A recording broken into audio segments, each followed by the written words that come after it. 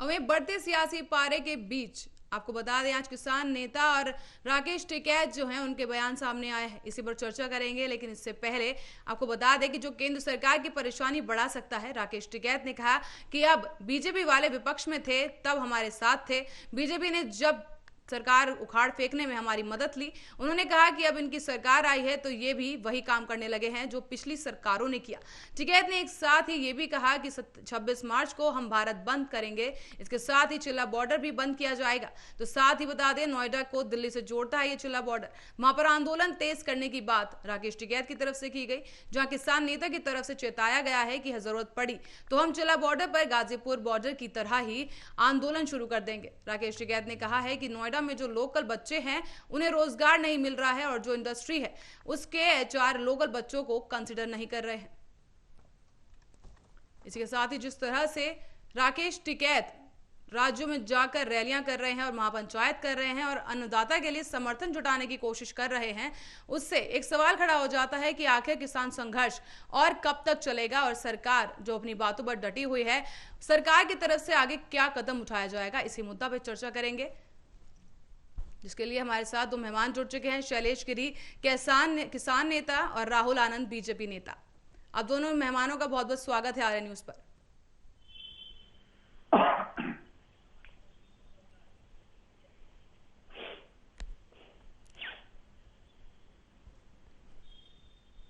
राहुल आनंद जी, आपसे जानना चाहेंगे जिस तरह से किसान नेता राकेश टिकैत राज्यों में घूम घूम कर महापंचायत कर रहे हैं, तो क्या लगता है बीजेपी को कहीं ना कहीं इससे खतरा है? देखिए पल्लवी जी, राकेश टिकैत जी किसान नेता बनते बनते अब वो राजनेता बनने चले हैं। मैं आपको बता दूं, मैं उनके बयान को पढ़ रहा था जिस बयान में उन्होंने चर्चा किया था, जो किसानों की जो मांग थी उसको बढ़ाते बढ़ाते वो अन्य मांगों को भी करने लगे हैं ताकि किसी भी प्रकार से अपनी जिद को सफल किया जा सके। उनके जो आज जो बयान थे मैंने उसे पढ़ा कि जो एनजीटी के तहत जो 15 साल से 20 साल के बाद गाड़ियों को कमर्शियल व्हीकल को जो हटाया जाता है, क्योंकि वो आज की पॉलिसी नहीं है, वो बहुत पुरानी पॉलिसी है, उसको लेकर भी लोगों को वो भड़का रहे थे कि तुम्हारी गाड़ियां तोड़ दी जाएंगी, सरकार आएंगी तो ये करेगी वो करेगी, जबकि ये इनको बताता है कि ये अपने राजनीतिक स्तर को कितने नीचे तक ले जा चुके हैं कि अब इनको इधर उधर की बातों का सहारा लेना पड़ता है। और जो इन्होंने किसानों से बात की है, मैंने आज तक जो भी वीडियो देखे हैं राकेश टिकैत जी की, उसमें सबसे ज्यादा मैंने देखे हैं पगड़ी वाले लोगों को, वहां के लोकल किसानों को मैंने अब तक नहीं देखा है। और बहुमात्रा में वहां पे पगड़ी वाले लोग ही ज्यादातर मौजूद रहे हैं। और जो उन्होंने एक बात कही, जिस बयान में उन्होंने एक बात कहा था कि लोकल बच्चों को नौकरियां नहीं मिलती हैं, तो ये चीज भी बताता है कि ये अपनी जिद को करने के लिए वो किस प्रकार की अपनी तुच्छ राजनीति कर रहे हैं, क्योंकि अब विपक्ष ने इन्हीं को प्रोजेक्ट कर दिया है लाकर देश के सामने कि किसी भी प्रकार से भाजपा से इनकी लड़ाई हो गई है, इनकी लड़ाई मोदी सरकार से हो गई है, इनकी अब लड़ाई एजेंडे की नहीं रह गई, वास्तविकता की नहीं रह गई। अब ये इधर उधर की बातों को ये कर रहे हैं ताकि ज्यादा से ज्यादा लोगों को अपनी तरफ आकर्षित कर सके। लेकिन मैं आपको बता देता हूं, जो नौकरी की जहां तक बात है, वो नौकरी में प्राइवेट नौकरियां जितने भी बच्चों को मिलती हैं उसका एक बार आंकड़ा निकाल कर मैं आपके सामने अगली बार उपस्थित होऊंगा, मैं बता दूंगा कि हरियाणा में नोएडा में कितने स्थानीय बच्चों को नौकरियां मिली हैं। और जो इन्होंने चिल्ला बॉर्डर को घेर कर जो लाइफ लाइन है दिल्ली को जोड़ती है उसको घेर कर आंदोलन तेज करने की बात करते हैं, तो मैं आपको बता दूं कि राहुल गांधी जी ने एक बहुत पुराना ट्वीट किया था, अभी हाल ही फिलहाल 10 दिन हुए हैं, जिसमें उन्होंने कहा था कि लोकतंत्र अब भारत में नहीं बचा है, अब संविधान में अब लोकतंत्र नाम की कोई चीज नहीं बची है। तो ये लोकतंत्र ही का मंदिर है जो आपको आंदोलन करने की इजाजत देता है। और आपने जो पक्के घर बनाने शुरू किए हैं, तो कहीं ना कहीं ये लोग स्थानीय लोगों को भी परेशान कर रहे हैं अपने जिद के आगे, जबकि इनकी जो मांगे हैं, इनकी मांगे एमएसपी कानून पे आके टिकी है, जबकि एमएसपी कानून पे भाजपा क्या कोई भी गैर भाजपा सरकार होगी वो नहीं कर पाएगी। हाँ, प्रधानमंत्री जी ने इस बात को जरूर कहा है कि हम एमएसपी के रेट पे खरीद रहे हैं और वो खरीद ही रहे हैं। मेरे पास ये आंकड़े हैं, मेरे पास ये आंकड़े जो मैं लेकर बैठा हूं, जिसमें कितने किसानों को खरीदा गया है, और शांता कुमार की जो कमेटी बनाई गई थी उसमें भी इस बात का वर्णन किया गया था कि पूरे देश में मात्र 6% लोगों को ही इस एमएसपी का फायदा मिलता है। तो ये जो 94% लोग हैं, इनके बारे में कौन सोचेगा? इनके बारे में सरकार सोच रही है। ये जो आढ़तियां हैं, जो बीच में आकर जो दलाली करते थे, फसलों को खरीदते थे और वो मंडी में ले जाकर बेचते थे, किसानों से, छोटे किसानों से खरीद कर, इनको हटाया गया है, इसलिए इनको समस्या हो रही है।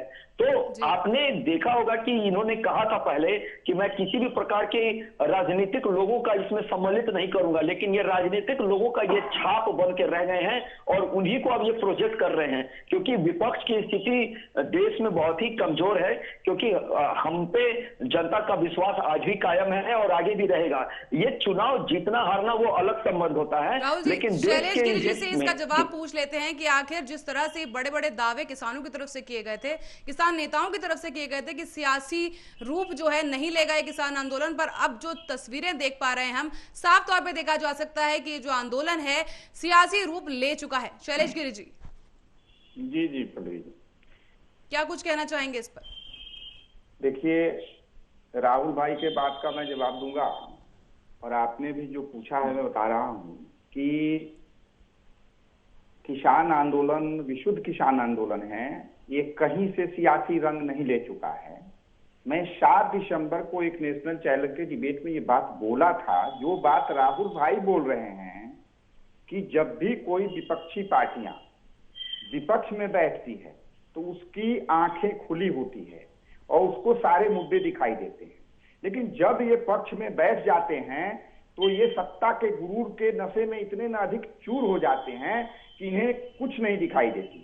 किसानों को सबने छला है और किसान इसीलिए पहले के सरकार को हटाई और इनके साथ आई। ये भी हमारी मांगों को नहीं सुन रहे हैं। तो किसान 70% है, सरकार बनाने और बिगाड़ने का काम करती है। तो किसान जन जागरण कर रहा है इसलिए। और राहुल भाई को मैं बता दूं, वो कह रहे थे कि इनके साथ अधिक पगड़ी वाले दिखाई देते। राहुल भाई, मैं अभी यहाँ 4 मीटिंग कन्नौज, इटावा, भरथना ये सब कर चुका हूँ।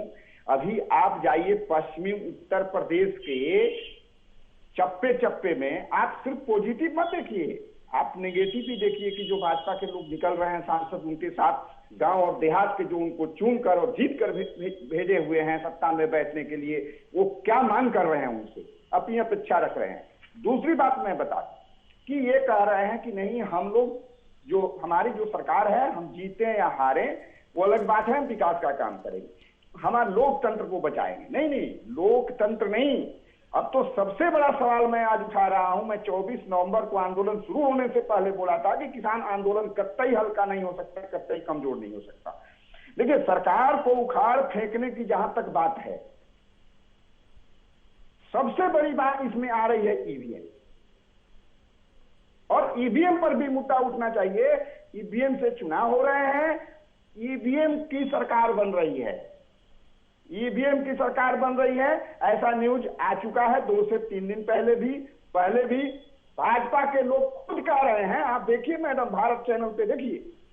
शैलेश गिरी जी, ईवीएम में तो सवाल हमेशा विपक्ष की पार्टी उठाई देती है। जब पार्टी जीत रही होती है तो ईवीएम खराब हो जाता है, पार्टी जब हारने लगती है तो ईवीएम खराब होने लग जाता है। नहीं, बिल्कुल नहीं। वो सुनिए, एक बात रह गई बात मुद्दे की, तो एमएसपी, मेघालय के राज्यपाल सत्यपाल मलिक ने भी इस बात को स्वीकारा है। मेन मुद्दा एमएसपी की है। संशोधन की बात आगे सरकार भी मानी है, हम करेंगे, हम लोग भी मानते हैं। तो एमएसपी होनी चाहिए। राहुल भाई बड़े अच्छे बात कहे हैं कि हमने जो डाटा लेके बैठा है, डाटा मैं पहले से बोल रहा हूं कि देश के 6 से 8% लोग ही देश में नहीं है, 94% को लाभ होना चाहिए। तो एमएसपी, देखिए एमएसपी जो न्यूनतम समर्थन मूल्य है, जो एक बहुत ही जटिल प्रक्रिया है, सरकार बार बार कहती आई है कि एमएसपी थी, है और रहेगी। नहीं, हम तो सिर्फ इतना ही कह रहे हैं कि एमएसपी मिलेगी। मिलती कहां है एमएसपी? आप नकारात्मक पक्ष को भी राहुल भाई देखिए कि कहां कहां एमएसपी नहीं मिली है। बिहार में देखिए, आप बिहार में बैठे हुए हैं कि किस फसलों का एमएसपी क्या है और कितने पर बिक रहा है। मतलब शैलेश गिरी जी, आप यहाँ पर तो सवाल उठा लेंगे, लेकिन जब सरकार कह रही है कि बात करी जाए, दोबारा से बात करते हैं, तब किसान नेताओं की तरफ से कोई पहल नहीं की जाती, तब उनका कहना होता है कि नहीं, हम बात नहीं करेंगे। सरकार ने कही है, सरकार ने कहा कही है, एक फोन कॉल की दूरी पर, उसके बाद सरकार ने कहा कभी कॉल किया।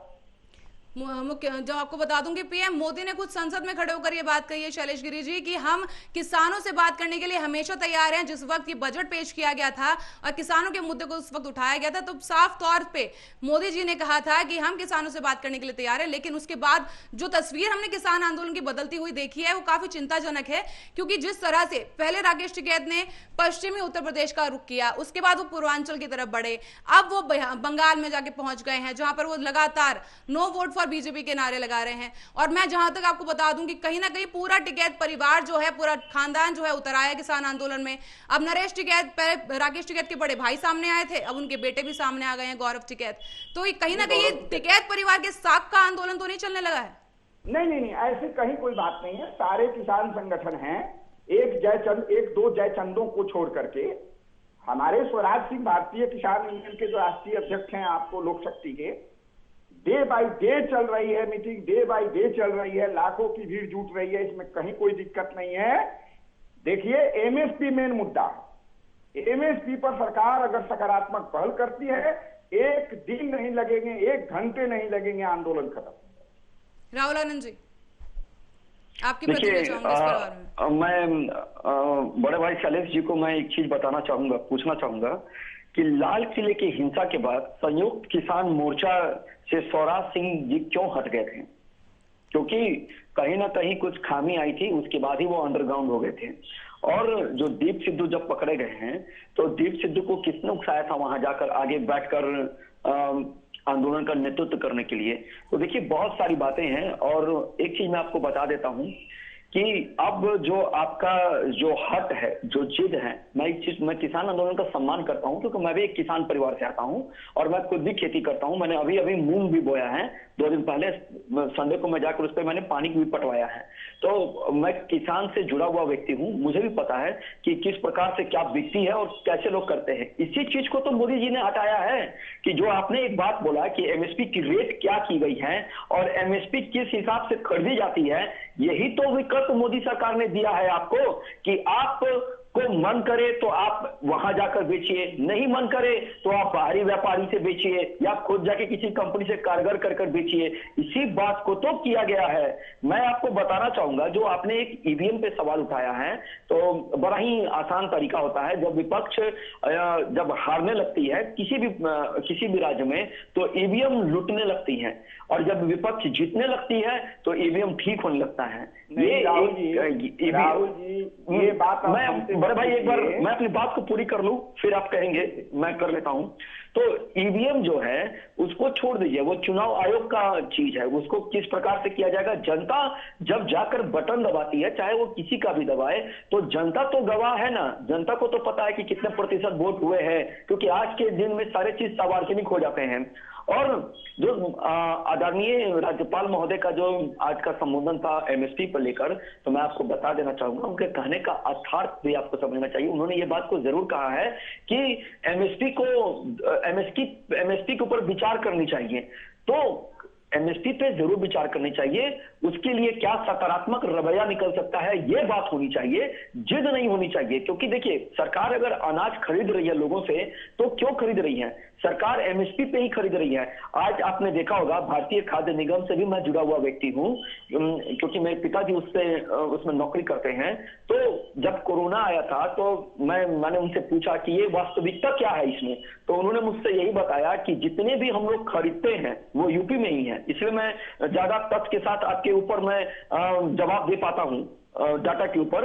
तो उन्होंने मुझसे यही बताया कि सरकार जब एमएसपी पे खरीदती है तो उसके पास भंडारण की व्यवस्था की समस्या आती है। इसके लिए ये कानून में लाया गया है, पब्लिक प्राइवेट पार्ट के मोड में लाया गया, पीपीपी मोड पे लाया गया, ताकि लोग जुड़े और स्टोरेज किया जाए। और यही नहीं, राज्य सरकारें भी, एसएफसी जो होता है, राज्य सरकारें भी अपने हिसाब से खरीद रही है। कल मैं राज्य सरकार के एसएफसी के एमडी के साथ बैठा हुआ था, अभिनव वर्मा जी उनका नाम है। 35 लाख मैट्रिक टन की खरीदारी की गई है। बिहार की मैं बात कर रहा हूँ, एक रिकॉर्ड कायम किया गया है खरीदने में, लेकिन उनके पास भी रखने की सुविधा में समस्या है। इस बिल में रखने की सुविधा को भी बढ़ाया गया है।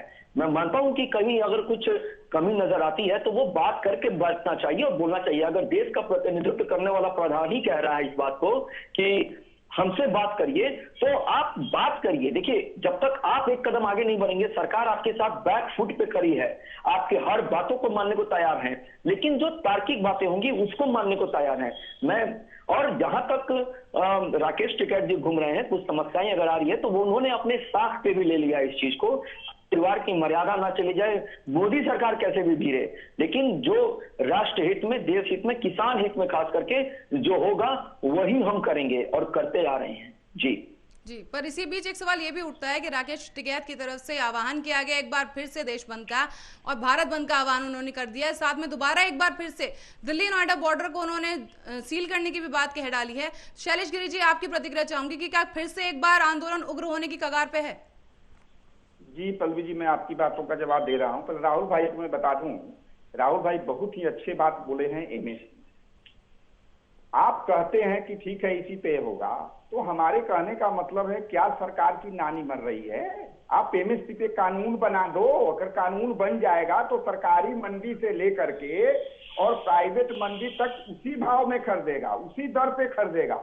यहीं पे सारी मामला समाप्त हो जाती है। एक शब्द में अगर आपको एमएसपी देना ही है तो आप कानून क्यों नहीं बना देते?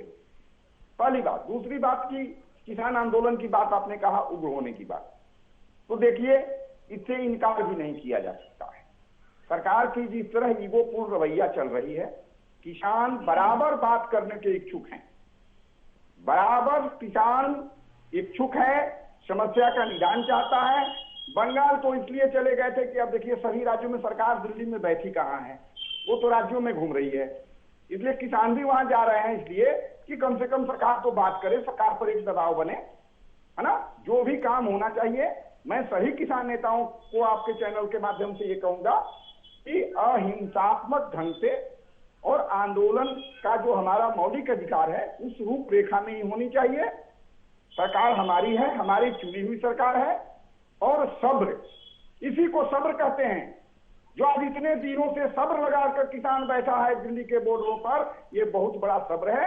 और सरकार, केंद्र सरकार सब्र का प्रतिष्ठा रखे, किसानों को खाली हाथ न जाने दे। मैं आशा नहीं, उम्मीद करता हूं कि देर सवेर हमारी सरकार जरूर सुनेगी।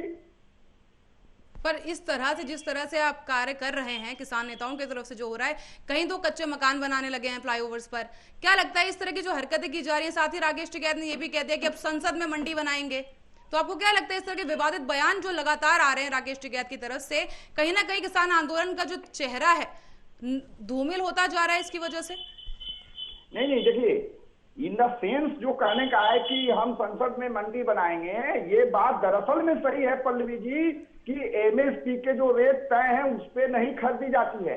और राहुल भाई ने एक बात, शैलेश गिरी जी, इससे पहले भी जब ट्रक की रैली निकाली गई थी जी, हमको बता दीजिए कि क्या यूपी का माल तमिलनाडु बिकने जाएगा?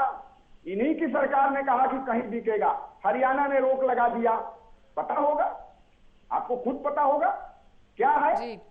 पर शैलेश गिरी जी, जिस तरह से ट्रैक्टर रैली की बात ये कर रहे थे, उसके बाद लाल किले तक बात पहुंच गई थी, और जिस तरह की हिंसा हुई थी, मुझे लगता नहीं आपको याद दिलाने की जरूरत है, लेकिन वो हिंसा काफी उग्र रूप ले चुकी थी। उस वक्त भी किसानों की तरफ से ये कहा गया था बड़ी शांतिपूर्ण तरीके से निकालेंगे, और अब इस तरह का विवादित बयान सामने आया कि संसद में मंडी बना दी जाएगी, वरना लगातार पीछे पीछे सरकार के पीछे पीछे चले जाएंगे। जैसे कि आपने खुद कहा अभी कि सरकार खुद दिल्ली में नहीं है, राज्यों में घूम रही है। क्या लगता है सरकार बैठ जाए, अपना प्रचार ना करे, विधानसभा चुनाव जो आ रहे हैं उन पर ध्यान ना दे?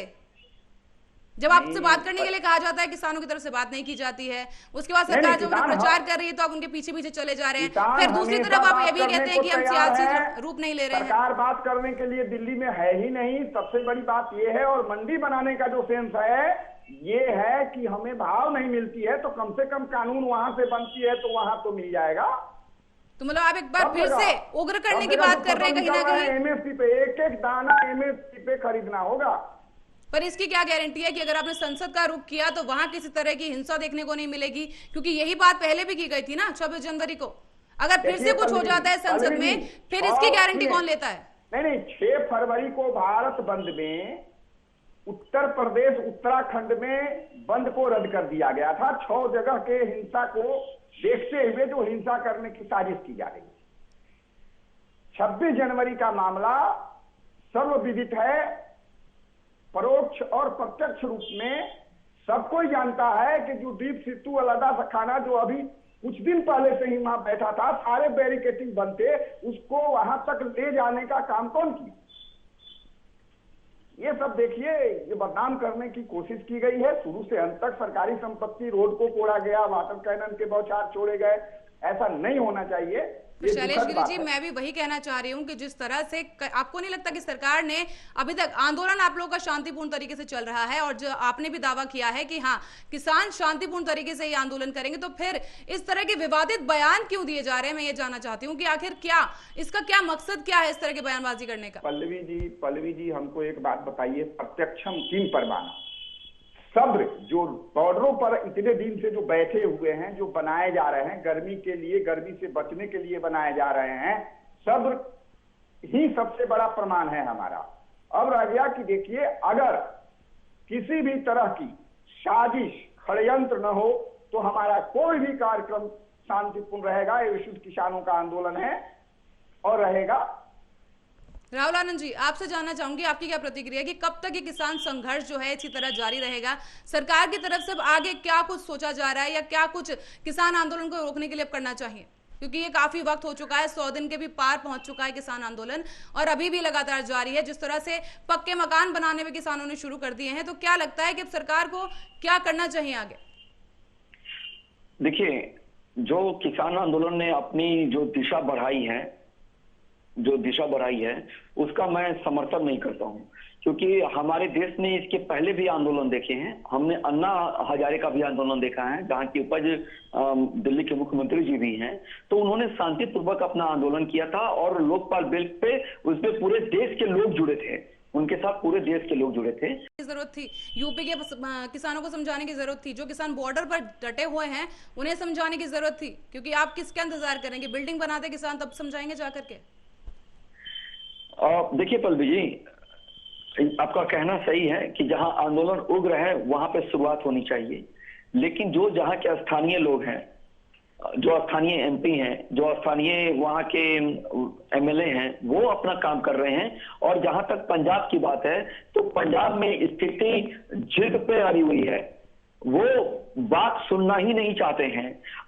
मैंने देखा था राज्यसभा में एक हमारे केंद्र सरकार के मंत्री रही थी, उन्होंने कहा था जब एफसीआई की तरफ से ये कहा गया कि आपने जिस किसानों से, अगर किसी किसान के पास 2 एकड़ जमीन है, अगर वो 1000 क्विंटल 500 क्विंटल गेहूं धान बेच रहा है, तो जरूर उसकी मंशा पे ये शक होना चाहिए। तो सरकार ने कहा कि आप उस किसान का पेपर अपलोड कीजिए। तो इस पे पंजाब की सांसद को आपत्ति थी, इसलिए आपत्ति थी, वो कहती थी कि ये नहीं होना चाहिए। तभी तो पारदर्शिता आएगी। ये सरकार गरीबों की है, ये सरकार किसानों की है। जो ये कह रहे हैं कि ये व्यापारियों की सरकार है, तो वो गलत कह रहे हैं। मैं आपको गारंटी के साथ कहता हूं कि हमें अपनी वोट बैंक की राजनीति नहीं करनी है, इसीलिए हम किसानों को उनके रास्ते पे ले जा रहे हैं। अगर किसानों को काला चश्मा पहनाया गया है, तो वो चश्मा को उतारने का काम हम कर रहे हैं। आखिर कहीं ना कहीं कुछ बातें हैं, कुछ सच्चाई है, तभी तो ये जिद पे अड़ के बैठे हैं। तो जिस तरह से राकेश टिकैत अपनी जनसभाएं कर रहे हैं, महापंचायतें कर रहे हैं, और अब उन्होंने जिस तरह से बंगाल का रुख लिया है, और टीएमसी का समर्थन भी साफ मिलता हुआ देखा जा सकता है। और एक निजी चैनल की एक रिपोर्ट में भी कहा गया था, एक वीडियो शेयर की गई थी, जहां पे टीएमसी के जो नेता हैं खुद जाकर राकेश टिकैत का उन्होंने स्वागत किया। तो क्या लगता है, कहीं ना कहीं बीजेपी के जो वोट बैंक है उस पर तो सीधा असर पड़ ही सकता है इसका? देखिए पल्लवी जी, राकेश टिकैत जी जो हैं, जब बंगाल गए थे तो उन्होंने कहा था कि बीजेपी को वोट मत दो, मैं ममता जी के समर्थन में हूँ। लेकिन आपको पता होना चाहिए, और राकेश टिकैत जी को भी पता होना चाहिए, कि जो किसान सम्मान निधि जो दी जाती है 6000 रुपए, बंगाल में किसी किसानों को नहीं दी गई है। तो ये पैरवी करने गए थे किसान की, कि किसान के खिलाफ गए थे। ये इनको एक बार जरूर इस पे विचार कर लेनी चाहिए। आपको भी मौका मिलेगा। और राहुल। दूसरी बात मैं बता रहा हूं, जो टीएमसी के जो लोग हैं, तो मैंने आपको पहले ही कहा था कि बंगाल ऐसी राज्य है जहां सबसे ज्यादा सांप्रदायिक घटने घटे हैं, और विपक्ष का चेहरा आज के समय में कोई है तो माननीय राकेश टिकैत जी ही हैं। तो उनके कंधे पर रखकर बंदूकें चलाई जा रही हैं, और जो वोट बैंक की जो राजनीति है वो हमारा विपक्ष बहुत ही सहूलियत और आराम से करता है, और यही सब बातें कर कर आज तक देश को उन्होंने पीछे रखा है। आज जब देश आगे बढ़ रहा है, 1 साल अब होने जा रहा है लॉकडाउन लगे हुए, और हमने 1 साल के अंदर वैक्सीन निकालकर कितने देशों को दे दिया। तो ये हमारी देश की अखंडता और विश्वसनीयता है जो विजय पथ के तरफ अग्रसर है। तो इन सभी बातों का भी ध्यान रखना होगा। जनता के मंदिर में हम जरूर जा रहे हैं, उन्हें जो अच्छा लगेगा वो करेंगे, लेकिन मैं आपको बता देता हूं कि वेस्ट बंगाल का आवाम जो है वो भारतीय जनता पार्टी के साथ है। अगर नहीं रहती तो ममता दीदी को ये इमोशनल कार्ड खेलने की आवश्यकता नहीं पड़ती। जी शैलेश गिरी जी, आप क्या कुछ कहेंगे? जिस तरह से राकेश टिकैत लगातार कभी राहुल गांधी के बयान का समर्थन करते नजर आते हैं, कभी वो स्मृति ईरानी को नसीहत देते नजर आते हैं कि अपना घर पहले आप संभालिए, महाराष्ट्र में संभालिए, तो क्या लगता है कि किस तरफ जा रहा है ये किसान आंदोलन, और राकेश टिकैत क्या कुछ करने की कोशिश कर रहे हैं? क्योंकि कहीं ना कहीं ये साफ तौर पर देखा जा सकता है कि अब उन्होंने भी राजनीतिक रणनीति खेलना शुरू कर दिया है। जी पल्लवी जी, नहीं, ऐसी बात नहीं है। वो हर हाल में किसानों का भला करने जा रहे हैं। और सबसे पहले मैं एक बात और बता दूं आपको कि लॉकडाउन की चर्चा हो रही थी, तो देखिए बहुत बड़ी बात मैं बता रहा हूं कि अब भारत वर्ग के लोगों को सोचना है। भारत को ये जो जुमलेबाज सरकार है, बड़का जो झूठा पार्टी है, जो अपनी सकारात्मक बातों को सिर्फ लाती है, 2 भागों में बांट दिया है। एक इंडिया वर्ग के लोग, इंडिया वर्ग में वो उद्योगपति घराने आते हैं जो कोरोना काल में भी जो 68,000 करोड़ उनका माफ किया गया, और भारत वर्ग में किसान, मजदूर, मध्यम वर्गीय परिवार आते हैं। आप देख सकती हैं वो वेदना भरी हुई तस्वीरें कोरोना काल की।